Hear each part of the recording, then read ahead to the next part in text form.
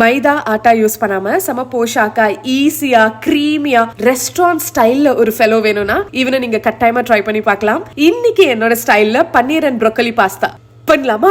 First உப்பு தண்ணியில ப்ரோக்கலியை 3 to 4 Nimitz Blanche பண்ணி வெட்டிஸ்ல வச்சுக்கலாம். இதே தண்ணியில துளியுண்டு எண்ணெய் அண்ட் பாஸ்தாவை பாக்கெட்டோட இன்ஸ்ட்ரக்ஷன்ஸ் படி பாயில் பண்ணி அவனையும் வெட்டிஸ்ல வச்சுக்கலாம். நெக்ஸ்ட் ஒரு பேன்ல எண்ணெய் பன்னீர் அவனை கோல்டன் ப்ரௌனா ஃப்ரை பண்ணி வெட்டிஸ்ல வச்சுக்கலாம். ப்ரோக்கலியை 3 to 4 நிமிட்ஸ் ஃப்ரை பண்ணி இவனையும் வெட்டிஸ்ல வச்சுக்கலாம். நெக்ஸ்ட் வெங்காயம் ஃபைனா சாப் பண்ண பூண்டு தாராளமா இவங்களை நல்லா ரோஸ்ட் பண்ணிட்டு இவங்க கம்ப்ளீட்டா கூல் டவுன் ஆனதுக்கு அப்புறமா ஒரு மிக்ஸில half of the roasted onion and garlic, 100 grams paneer, roast பண்ணி வச்சிருக்கிற ப்ரோக்கலியில பாதி, உப்பு, மிளகு பொடி அண்ட் கிரீக் யோகர்ட் அதாவது தண்ணி இல்லாத தயிர் இவங்க எல்லாரும் குயிக்கா டிப் பண்ணி நம்ம ரிசர்வ் பண்ணி வச்சிருக்கிற வெங்காயம் அண்ட் பூண்டு கூட இவனை ஆட் பண்ணிட்டு கூடவே கொஞ்சம் பாஸ்தா வாட்டர், ஒரு குவிக் மிக்ஸ், ஃபைனலா நம்ம வெயிட்டீஸ்ல வச்சிருக்கிற roasted paneer, broccoli, oregano, chilli flakes and boil பண்ண பாஸ்தா இவங்க எல்லாரையும் ஆட் பண்ணி மிக்ஸ் பண்ணா தலைவம் ரெடி. இந்த ரெசிபியை கண்டிப்பா சேவ் பண்ணி ட்ரை பண்ணுங்க. அப்படின்னா யார் சமைப்பாங்களோ அவங்களுக்கு அனுப்பி செஞ்சுதா அப்படின்னு சொல்லுங்க. Until I meet you again, Titupu boy from Kirti.